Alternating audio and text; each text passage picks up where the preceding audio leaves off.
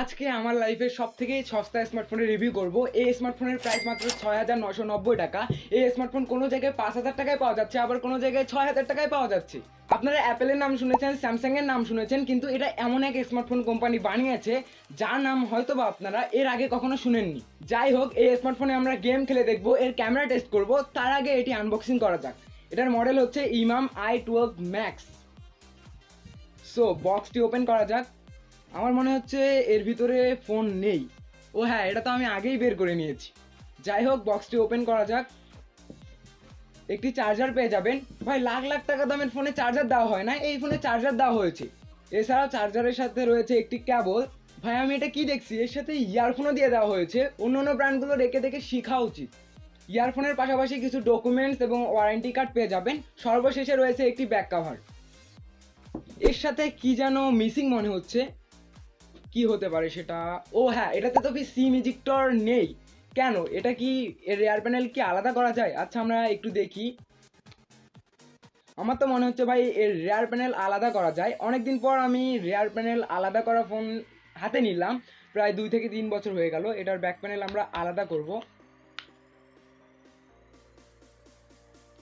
এতে আপনারা দুইটি সিমের পাশাপাশি একটি এসডি কার্ড ইউজ করতে পারবেন। সো এটি হচ্ছে ইমাম i12 ম্যাক্স। এতে রয়েছে 6.6 ইঞ্চের HD LCD display. Display quality মোটামুটি ভালো ছিল, বাজেটের ভিতরে মেনে নেওয়া যায়। অত বেশি ভালো না, আবার অত বেশি খারাপ না, তবে বাজেটের ভিতরে মোটামুটি সব ঠিকঠাক আছে। পিকচার কোয়ালিটিও ভালো আছে, মোটামুটি আপনারা ভালো ভিডিও দেখতে পারবেন। পোর্টস অ্যান্ড বাটন হিসেবে আপনারা নিচের দিকে পেয়ে যাবেন চার্জিং পোর্ট, এছাড়াও রয়েছে স্পিকার এবং মাইক্রোফোন, এবং উপরের দিকে রয়েছে একটি 3.5mm অডিও জ্যাক। এছাড়াও ডান সাইডে রয়েছে ভলিউম বাটন এবং পাওয়ার বাটন। বাম সাইডে কোনো বাটন বা পোর্টস পাবেন না। এই স্মার্টফোনটির প্রাইস অনেক কম, সেই হিসাবে এর থেকে আপনারা আহামরি পারফরমেন্স অবশ্যই পাবেন না। এতে মিডিয়াটেকের প্রসেসর রয়েছে, অ্যান্ড্রয়েড 9 অপারেটিং সিস্টেমে রান করবে। তবে ভাই, আমরা এক্সপেক্ট বুঝি না, আমরা রিয়েল লাইফ পারফরমেন্স কেমন হবে এটাতে আমরা বিশ্বাস করি।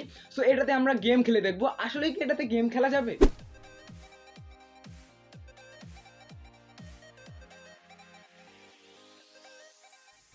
টু বি অনেস্ট, এই ফোনে গেম খেলা আমার পক্ষে সম্ভব না। আপনারা ভাই খেললেও খেলতে পারেন, যদি আপনি মানুষ হয়ে থাকেন, তাহলে আমার মনে হয় না আপনি এই স্মার্টফোনে গেম খেলতে পারবেন।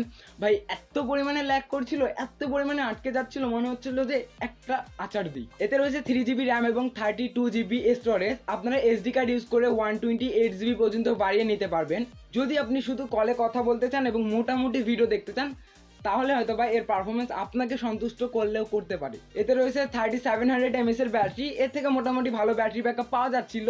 দিনে কমপক্ষে আপনাকে 2বার তো অবশ্যই চার্জ করতে হবে। এর চার্জ যত তাড়াতাড়ি শেষ হয়, আবার তত তাড়াতাড়ি এটি চার্জ হয়। সো এটা নিয়ে হয়তো বা আপনাকে কোনো প্রবলেমে পড়তে হবে না। এবারে ক্যামেরা নিয়ে আলোচনা করা যাক। এর মেইন ক্যামেরাটি 13 মেগাপিক্সেলের, এছাড়াও এর সেলফি ক্যামেরাটি 8 মেগাপিক্সেলের। এর ক্যামেরা কোয়ালিটি কেমন হবে? যদি মোটামুটি লাইট থাকে তাহলে হয়তো বা এর রেয়ার ক্যামেরার কোয়ালিটি আপনাকে ভালো লাগতেও পারে, মোটামুটি ভালো লাগবে, অত বেশি আহামরি অবশ্যই না। ডিটেলস অনেক কম ছিল। তবে আপনি যদি লো লাইটে ফটো তুলেন, তাহলে আপনি বাটন ফোনের ফটো আই থিঙ্ক এর থেকে বেটার পাবেন। এর রেয়ার ক্যামেরার কোয়ালিটি আমার কাছে একদমই ভালো লাগেনি, তবে এর সেলফি ক্যামেরা আমার কাছে একটু হলে বেশি ভালো লেগেছে রেয়ার ক্যামেরার তুলনায়। এর সেলফি ক্যামেরার ফটোগুলো আমার কাছে পার্সোনালি ভালো লাগছিল বাজেট ফোন হিসাবে। যদি আপনি লো লাইটে এই ফোনের যে কোনো ক্যামেরা দিয়ে পিক তুলেন, তাহলে হয়তো বা আপনাকে বাটন ফোনের ক্যামেরা এর থেকে বেটার মনে হবে।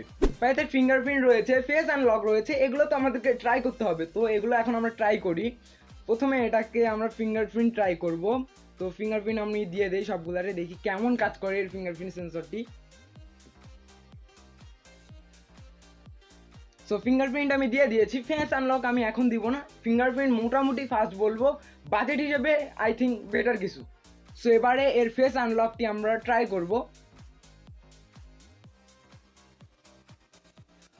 সো এর ফেস আনলকটি মোটামুটি ফাস্ট, অত বেশি ফাস্ট না, তবে বাজেট হিসেবে মোটামুটি ঠিকই আছে।